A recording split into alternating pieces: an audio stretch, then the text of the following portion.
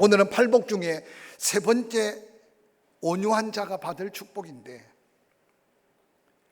온유하다는 것을 쉽게 판단하고 헤아리고 정리하기가 쉽지 않아서 때로는 어리둥절하게 이 말씀을 받을 수가 있을 겁니다. 오늘 세상 사람들은 온유하다 그러면 약하다, 길들여져 있다, 용기 없다, 때로는 용기 있게 나서지 못하니까 비굴하다, 그렇게 잘못 생각할 수 있을 것입니다. 뿐만 아니라 온유하다 그러면 쉽게 화를 내지 않고 쉽게 자기 주장을 드러내지 아니하니까 온유한 자는 약한 자, 나약한 자로 오해하기가 쉬울 겁니다.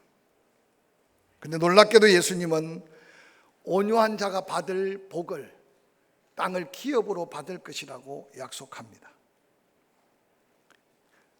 땅을 기업으로 받는다니까 우리는 퍼뜩 생각할 때, 여기 그래도 땅 문서가 있는 분은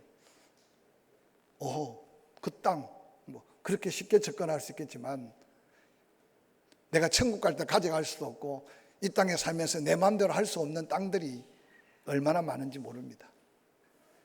그 온유함을 누려가는데 그런 땅을 주실 리가 없음을 생각할 때 우리에게 약속한 온유함의 축복이 무언가를 오늘 새롭게 깨달아가면서 우리 모두가 우리 주님 앞에 온유함을 누려가며 그 하늘로부터 임할 약속된 축복의 주인공이 되기를 주의 이름으로 간절히 축원합니다. 예수 그리스도를 만난 자들은 신약 성경에 보면 놀라운 변화를 가져옵니다. 이름도 바꿉니다. 성격도 달라집니다. 특별히 삶의 방향, 삶의 목적, 특별히 삶의 가치관이 송두리째 변화되는 것을 볼 수 있습니다. 여기 온유한 자가 받을 복은 예수 그리스도를 통해 변화된 자가 누렸던 그 수많은 영역의 복들을 이 땅에서 함께 누리게 될 것을 약속한다는 생각을 하면서 오늘 말씀을 한번 바라보시기를 바랍니다. 특별히 온유하다는 말은 세상적 현대인들은 별 매력을 못 느낄 겁니다. 왜냐하면 오늘 세상 속에는 강한 자가 박수를 받고 능력이 있는 자가 인정을 받고 남다른 재물을 가진 자가 인생의 성공자처럼 보이기 때문에 온유함 그 자체 그렇게 세상 사람들 앞에 매력이 될 수 없을 겁니다. 오늘 함께 읽은 온유한 자는 복이 있다라고 하는 온유하다는 말의 뜻은 그 의미가 우리가 상상할 수 없는 의미를 가지고 있습니다.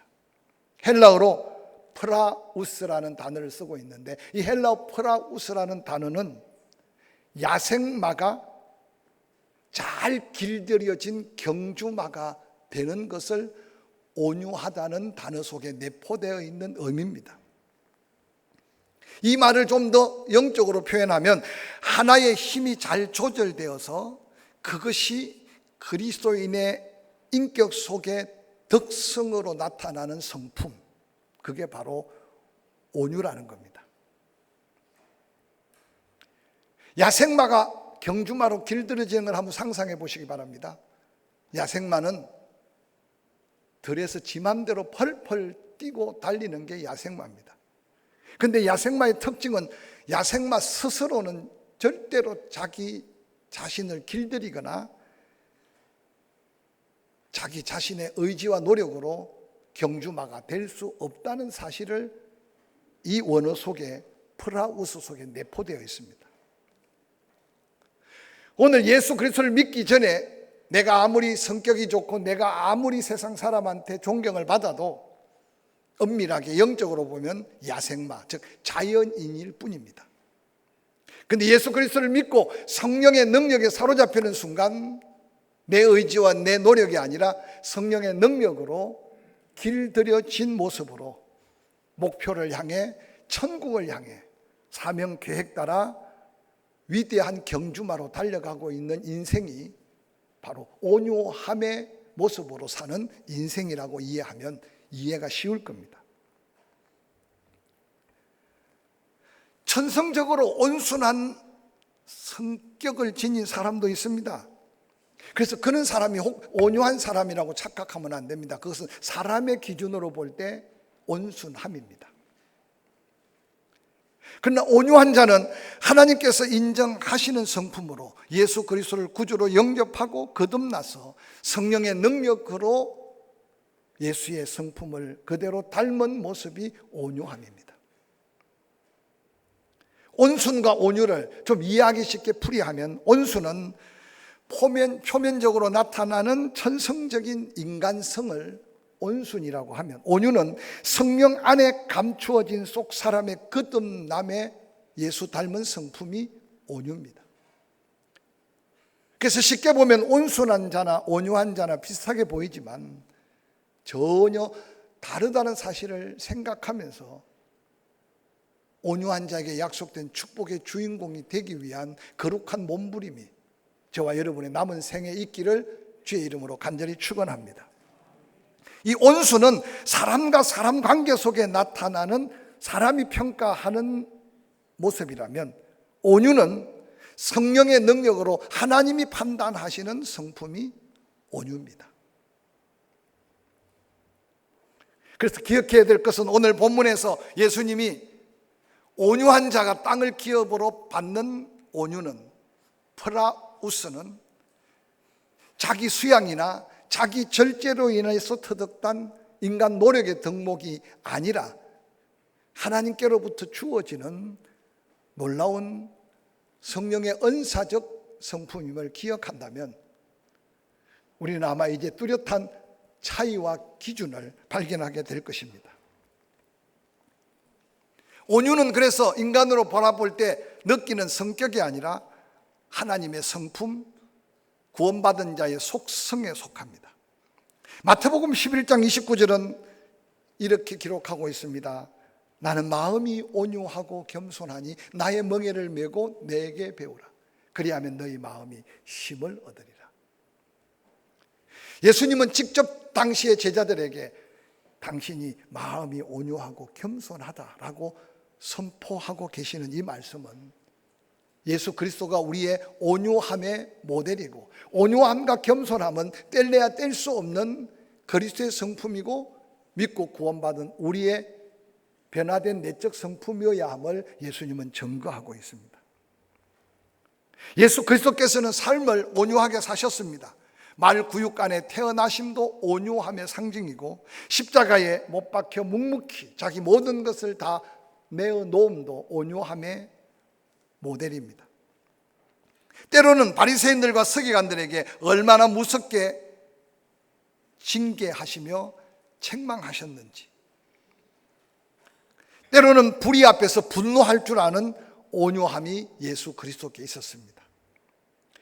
그렇게 온유한 예수 그리스도께서 성전에 장사하는 사람들을 쫓아내시고 돈을 바꾸어 주는 그들의 돈깨를 뒤집어 엎으셨습니다. 그리고 그들을 향해 광도의 속을 도적대라고 책망하셨습니다. 때로는 진리 앞에 거역하고 하나님의 말씀을 거절하는 바리새인들을 독사의 자식들이라고 분노하며 책망하셨던 예수님의 마음속에 온유함의 놀라운 모습들을 그대로 보여줍니다. 구약성경 민수기 12장 3절에는 이 사람 모세는 온유함이 지면의 모든 사람보다 더하더라고 성경은 그렇게 증거하고 있습니다. 여러분, 모세를 기억하지 않습니까? 하나님의 말씀 앞에 순종해서 바로 앞에 서고 10가지 기적적 재앙으로 애굽에서 그들을 이끌어내었습니다. 한 걸음 한 걸음, 조금만 불편하면 원망하고 조금만 힘들면 불평하고 더 힘들면 돌을 들고 모세를 치려고 했습니다. 하나님의 이스라엘 백성들을 진노하셔서 그들을 다 멸절하려고 할 때 모세는 묵묵히 시내 산에 올라 하나님 앞에 내 이름을 생명책에 지어주십시오. 그렇지 않으면 한 번 더 은혜를 베풀어 달라고 기도했던 모세. 그 모세의 삶의 흔적들을 쭉 살펴가면서 민수기 12장 3절은 이 세상에 모세보다 더 온유한 자가 없다고 증거해 주고 있는 모습은 우리의 삶의 거룩한 도전의 메시지가 아닌가 생각해 봅니다. 온유함은 자신의 생각과 자신의 환경, 자신의 삶을 잘 다스리시는 성령에 순종해서 하나님의 뜻 가운데 조정되고 하나님의 계획 속에 조화를 이루는 아름다운 인격. 그래서 온유함에 대한 성경적 이해를 한다면 성령, 말씀, 하나님의 통제하에 그 누구도 방해받을 수 없는 강력한 능력이 바로 온유함이라고 말하고 있습니다. 이 하나님의 놀라운 통제하에 있는 그 강력한 힘을 두 가지로 표현한다면, 하나는 자기 스스로 자기를 가대평가하지 않는, 즉 교만하지 않는 자신의 모습이 온유함의 내적 모습이고, 또한 외적 모습은 자기 자신만의 주장이 모든 게 옳다고 소리 높이는, 자기 주장만을 펼치는 외적, 펼치지 않는 외적 모습이 통제된 온유함의 모습입니다. 구약의 지혜자는 잠언 16장 32절에 이렇게 외칩니다. 노하기를 더디하는 자는 용사보다 낫고 자기 마음을 다스리는 자는 성을 빼앗는 자보다 낫다. 노하기를 더디하는 자, 자기 마음을 분노해서 다스리는 자는 전쟁에서 승리해서 성을 빼앗는 것보다 낫다. 그러면서 이어서 말합니다. 잠언 25장 28절, 자기 마음을 제어하지 아니하는 자는 성읍이 무너지고 성벽이 없는 것과 같다. 적군에게 성벽이 무너지고 성읍이 없어지면 어떻게 되겠습니까? 나 하나의 죽음뿐만 아니라 모든 것의 멸망을 의미합니다. 온유한 자에게 보이지 않게 약속되어 있는 이 온유함의 귀중한 은혜와 능력을 다시 한번 소중히 여겨가며 여러분 내적 모습을 땅을 기업으로 다 누릴 수 있는 믿음으로 무장될 수 있기를 주의 이름으로 간절히 축원합니다. 신약 성경에, 신구약 성경에 등장하는 온유함의 모델들, 아브라함을 기억하시죠? 조카 롯은 일찍 부모를 여의고 하나님이 한 번도 아브라함에게 조카 롯을 책임지고 그를 먹이고 살리라고 말하지 않았습니다. 근데 조카 롯은 하나님 부름 앞에 다니는 아브라함을 늘 졸졸졸졸 따라다닙니다. 흉년대로 애굽에 가서 어떻든 하나님이 아브라함을 축복해서 거부가 되어서 돌아옵니다. 아무것도 없을 때는 서로 마음이, 서로 뜻이, 서로 섬기고 존경했어요. 그런데 아브라함도 종과 엄청난 양과 소떼가 넘치고 조카 롯도 종이 있고 양과 소떼가 넘쳐. 어느 날 그 목자들이 다투는 걸 보고 아브라함이 불러드립니다. 우리는 한 골육이다. 하나님이 우리를 이렇게 지금까지 은혜 베푸신 것은 싸우고 다투라고 우리를 이렇게 묶어준 게 아니지 않느냐. 아무래도 목자들이 땅이 비좋으니까 불평하고 다투는 것 같은데 우리가 이제는 갈라서야 될 때가 된 것 같다. 네가 우하면 나는 좌하고 네가 좌하면 나는 우하리라. 여러분, 성경이 다 세상 진리 따라 기록된 게 아닌 걸 볼 수 있어요.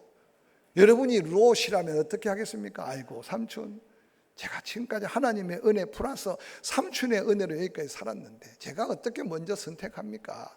삼촌이 먼저 선택하세요. 이게 가장 기본적인 마음씨가 아니겠어요? 근데 아브라함이 그 말이 떨어지자마자 조카 롯이 저 요단 계곡, 소돔과 고모라가 유황불로 멸망당하기 전에 그 요단 들판이 애굽 들판과 같았더라고 말합니다. 롯이 애굽에 가서 그 나일강 삼각지의 그 푸른 들판을 보았잖아요. 롯이 갑자기 욕심이 생긴 거죠. 그러고는 성경에 보니까 요단 온 들판, 즉 쉽게 말하면 좋은 땅을 롯이 통째로 다 선택해 버렸어요. 아브라함이 이사가는 롯을 바라보고 물끄러미 마음이 어떻겠습니까? 생각해 보세요. 근데 하나님이 그때 아브라함 곁에 다가옵니다. 저는 늘 그 표현을 배신감 당한 것 같고 그동안 베푼 은혜에 대한 망각한 조카 롯을 떠나보내는 아브라함의 마음은 아마 누구나 다 이해할 수 있는 인간의 마음일 거예요. 그래서 말없이 롯이 가는 모습을 바라보고 있는데 하나님이 아브라함 곁에 다가와서 어깨에 툭툭툭 치면서 아브라함아, 요단 들판에만 꼭 사람 살 수 있는 곳이 아니란다. 너는 지금 그 길을 바라보고 있는데 동으로 서로 북으로 남으로 아직도 땅이 많다. 그래도 아마 제가 볼 때 아브라함의 마음이 풀리지 않았던 것 같아요. 그러니까 하나님이 아브라함을 종으로 행으로 같이 걸으면서 봐라, 이 땅 내가 너와 내 자손에게 보장해 주마. 그 음성을 듣고 아브라함이 가장 험한 해발 1000고지가 되는 헤브론 산 꼭대기에 올라가서 하나님 앞에 제단을 쌓았다고, 그리고 여호와의 이름을 불렀다고 성경에 기록하고 있어요. 아브라함이 지난날 조카 롯과의 관계, 조카 롯이 그 배은망덕한 모습을 보면서도 묵묵히 그를 보내고 하나님과 함께 헤브론에 제단을 쌓고 있는 그 모습이 이 세상에 그 어떤 인간에게 찾아볼 수 없는 온유함이 아브라함의 온유함일 겁니다. 여러분, 요셉을 아시죠? 죽이고자 하다가 팔려가서 그 험한 애굽에서 총리가 되었습니다. 총리가 되고 난 다음 요셉은 그를 그렇게 괴롭혔던, 모함했던 보디발의 아내부터 먼저 처단할 수 있었어요. 형들이 제발로 걸어와서 요셉 앞에 머리를 꿇고 있을 때 요셉은 그들을 다 죄를 물을 수 있었어요.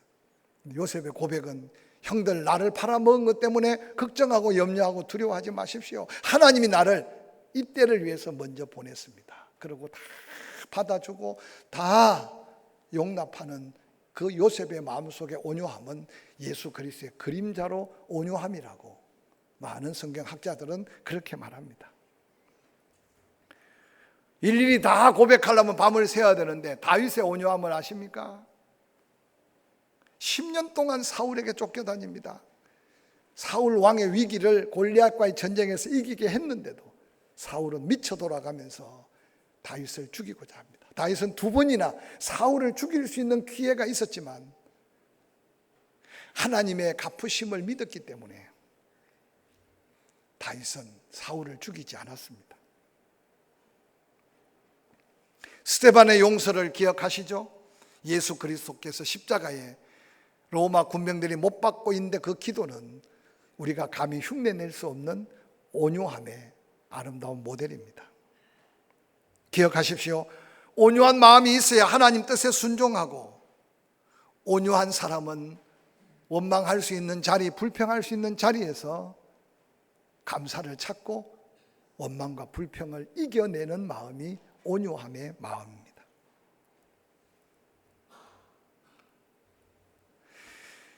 약속하신 복을 받아 누리기 위해 우리가 언제 온유함을 나타내야 할까요? 시편 37편 다윗이 의인과 악인의 결말에 대해서 노래하고 있는데 그 가운데 10절 11절은 이런 표현이 있습니다. 잠시 후에는 악인이 없어지리니 내가 그곳을 자세히 살필지라도 없으리라. 그러나 온유한 자들은 땅을 차지하며 풍성한 화평으로 즐거워하리로다. 시편 5편 오늘 3번째 온유한 자가 복을 받을 것이란 예수님의 말씀 속에 많은 복음주의 학자들이 다윗의 이 고백의 말씀을 예수님이 기억하고 3번째 온유한 자 복이 있다, 땅을 기업으로 받을 것이라고 선포하셨다고 추측합니다. 다윗도 수많은 전쟁에서 수많은 사람을 죽였지만 다윗을 모함하고 다윗에게 엄청난 고통을 주었던 사람들이 얼마나 많습니까? 아들 압살롬이 반역할 때 거기 붙어서 다윗을 저주하고 다윗을 죽이려고 했던 무리들. 그런데 어느 날 다윗이 늘 하나님만 바라보고 하나님만 의지하고 하나님이 약속한 것은 반드시 이룰 것이라는 사실을 묵묵히 온유함 가운데 기다리고 소망했던 다윗이 훗날에 글을 씁니다. 인생살이 잠시 아닙니까? 잠시 후에 돌아보니 악인이 다 없어졌다. 혹이라도 남아있는 사람이 있나 하고 자세히 살펴보니까 살필지라도 찾으려고 해도 없었다. 여러분의 지난 인생을 한번 돌아보시길 바랍니다. 굴곡진 세월 동에 살았던 삶 속에 여러분에게 아픔을 주었거나 여러분의 삶의 성공의 걸음을 가로막았거나 여러분의 인생의 행복에 장애물이 되었던, 아니 안 만났으면 좋을 뻔했던 사람들이 없지 않아 있을 겁니다. 근데 조금만 더 세월을 지나보세요. 오늘 다윗의 고백이 여러분이 온유함으로 이 세상을 이기고 난 다음 이 고백이 여러분의 고백이 될 수 있습니다. 내가 어떻게 사나 찾아봤더니 이미 사라지고 없었다. 사라지고 없었다. 자세히 어디서 어떻게 사느냐 살펴보려고 해도 찾을 수가 없었다. 여러분, 온유한 자에게 온유함을 축복으로 이루기 위해서 보응하시고 대신 심판하시고 대신 갚으시는 하나님이 다윗의 하나님인 걸 다윗은 알았어요. 할렐루야. 그래서 여러분, 남은 생에 원수까지도 사랑해야 될 이유가 여기 있고, 원수가 줄이거든 먹을 걸 주고 목말라 하거든 마실 걸 주고, 그런데 그때 예수 그리스도께서는 그의 머리에 숯불을 쌓아가며 하나님이 대신 보응하신다는 사실을 다윗은 너무 깊이 깨달았어요. 억울한 환경 가운데 온유함을 잃지 않아야 함을 다시 한번 깨닫고, 잠시 잠깐 지나가는 인생, 어떻게 부부지간에 할 말 다 하고, 어떻게 친구지간에 따질 것 다 따지고, 어떻게 함께 신앙생활을 하면서 서로 마음을 상하게 하며 살 이유가 어디 있겠습니까? 사랑하는 성도 여러분, 여러분 안에 이 온유함이 넘치기를 주의 이름으로 간절히 축원합니다.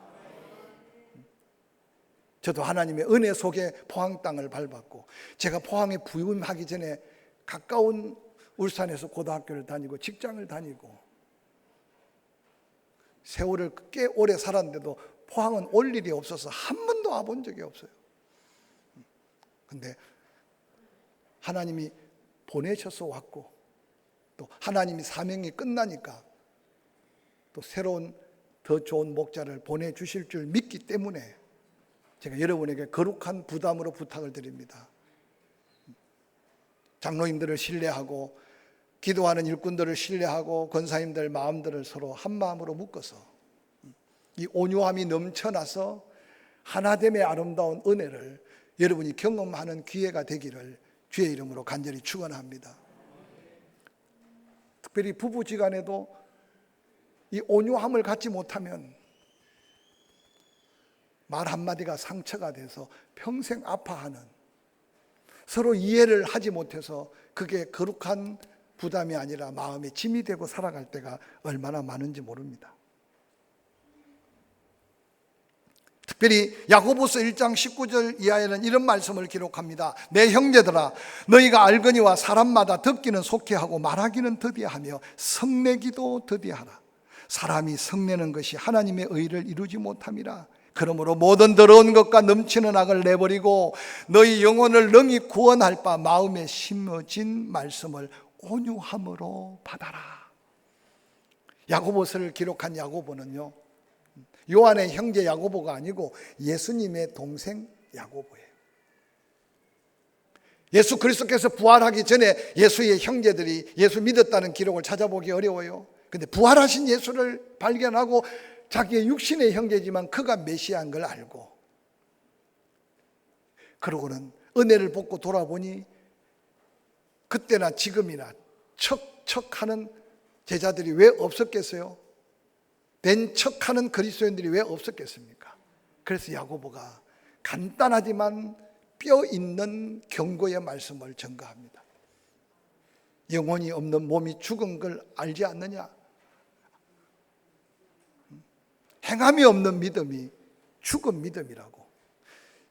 신약 성경 어디를 봐도 이렇게 강력하게 도전하는 말씀은 없어요. 그 야고보가 말합니다. 형제들아, 듣기는 속히 하고 말하기는 더디해라. 성내지 마라. 사람이 성내는 순간 하나님의 의를 이루지 못한다. 할 수 있다면 모든 더러운 것, 넘치는 악을 내버리고 너희 영혼 능히 구원할 바 마음에 심어질 말씀을, 하나님 말씀이 임할 때 온유함으로 말씀을 받아라. 온유함으로 말씀을 받으라는 말이 뭐겠어요? 성경 말씀이 다 그냥 아멘만 되는 말씀이면 얼마나 좋겠어요. 근데 어떤 때는 말씀 속에 심판도 있고 말씀 속에 저주도 있고 말씀 속에 경고도 있어요. 할 수 있으면 목회자들이 이곳에 서서 그렇게 힘든 말을 안 하려고 늘 애를 씁니다. 그러다 보니까 여러분 기도 그냥 듣기 좋은 말에 아멘만 했지 듣기 싫은 말에 아멘 하기 어려워. 그래서 어떤 때는 설교 때문에 말씀 듣다가 시험 든다는 말을 여러분 혹시 들어본 적 있는지 모르겠어요. 그 야고보는 오늘 그렇게 권면하는 거예요. 쓴 말, 내 마음에 맞지 않는 말, 때로는 내게 고통스러운 말. 근데 온유함으로 받으라는 게 뭐냐? 하나님 말씀으로 받으면 그게 복이 된다는 겁니다. 남은 생에 여러분 누가 어떻게 설교하든 간에 말씀 때문에 시험에 드는 어리석은 자가 되지 않기를 주의 이름으로 간절히 축원합니다. 축원합니다. 온유함으로. 갈라디아서 6장 1절은 이어서 이런 말씀을 기록하고 있어요. 형제들아, 사람이 만일 무슨 범죄한 일이 드러나거든 신령한 너희는 온유한 심령으로 그러한 자를 바로잡고 너 자신을 살펴보아 너도 시험을 받을까 두려워하라. 이 갈라디아 교회는 한 단일 교회가 아닙니다. 사도 바울이 1차 선교여행을 할 때 수리아 안디옥에서부터 복음을 전하고 루스드라, 이고니온, 더베 그리고 다시 돌아가는 길도 반복해서 또 2차 선교여행을 할 때도 처음 복음의 씨앗을 뿌린 그 지역을 다시 돌아봅니다. 여러분 이 땅에 처음 말씀을 듣고 구원받은 그들의 신앙생활이 굴곡이 얼마나 많겠습니까? 그래서 갈라디아서는 지금의 튀르키예 중남부에 있는 갈라디아 지역에 처음 복음을 전한 그들에게 쓴 편지입니다. 오늘 본문 속에 형제들아 사람이 만일 무슨 범죄한 일이 드러나거든 신령한 너희는 온유한 마음을 가지고 그러한 자를 바로 잡아줘라. 오늘 본문에 바로 잡아주라는 이 말씀이요, 두 가지 의미를 헬라 원어 속에서 찾아볼 수 있어요. 첫 번째 바로 잡으라는 것은 혹시 여러분 사고로 뼈가 부러져서 탈골, 이골된 분 계십니까? 그대로 두면요 염증 생기고 팔 잘라야 돼요. 다리 잘라야 되고. 그런데 바로 잡으라는 헬라 원어는 그걸 있던 그 자리로 바로 맞추어 놓아라. 그리고 깁스를 하면 하나님이 붙여 놓잖아요. 또 바로 잡아 놓으라는 말 속에 언어적인 의미의 두 번째는 고기 잡으면 그물이 있잖아요. 그물을 쳐 놓으면 바위 틈새에 끌려서 그물 코라 그러면 이 코가 아니고 그물에도 코가 있어요. 아시나 모르겠네. 그게 찢어지면 그물에 효능이 없어. 그래서 어부들은요 그 그물이 찢어져도 얼마나 찢어져도 그 같은 실을 끼워서 그 코를 다시 살립니다. 그리고 그물을 완전하게 맞춰놔요. 그래서 바로 잡아주라는 것은 찢어진 그물을 다시 원상으로 회복시켜 주라, 그런 뜻이에요. 오늘 이 말씀 잘 기억하세요. 우리 중에 실수하는 사람을 발견할 수 있어요. 나하고 생각이 달라서 그 생각이 잘못된 생각일 수 있는 걸 발견할 수 있어요. 그때 필요한 게 온유한 마음을 가지고 바로 잡아주래요. 뼈를 맞추는 통증이 있으면 함께 아파하면서 바로 잡아주고, 찢어져 상처가 났으면 그 찢어진 부분을 다시 회복시켜 가며 바로 잡아주래요. 그리고 바로 잡는 것으로 끝나지 말고 너도 자신을 살펴서 그런 시험에 들 수 있지 않을까 두려워하며 자신을 살펴보라고 말합니다. 근데 우리는 이 온유함이요 늘 생활 속에 그냥 드러나 살펴볼 수 없어요. 어떻게 온유할 수 있을까? 하나님은 때때로 우리를 환난과 시련, 즉 연단을 통해서 우리를 온유한 사람으로 만들어 갑니다. 이 첫 번째 경험했던 분들이 있을 거예요. 근데 두 번째 더 놀라운 것은 따라합시다. 성령의 능력으로 우리 안에 온유함을 채워주신다. 그래서 여러분 성령 충만한 사람은 환난과 시련을 당하지 않고 연단을 당하지 않고 이 온유함에 무장돼서 땅을 기업으로 다 소유하는 특권을 누릴 수 있습니다. 근데 하나님이 그 사명 때문에 그가 가는 하나님의 놀라운 일 때문에 그를 온유하게 만들어야 되는데 그가 온유하지 않을 때는 환난의 바람, 시련과 연단을 통해서 그를 온유하게 만듭니다. 지난 세월이지만 제가 충청도에서 20년 동안 환난과 시련을 통해 온유함의 모양이라도 갖고 왔으니 지난 20년 동안 이렇게 함께 은혜롭게 살았다는 사실은 저의 작은 고백입니다. 저도 경상도 성질 급한 사람이었는데 충청도에서 20년을 안 살고 바로 포항 갔다면 아마 생난리가 났을지도 모릅니다. 사랑하는 성도 여러분, 온유한 자에게 하나님은 약속한 복이 있습니다.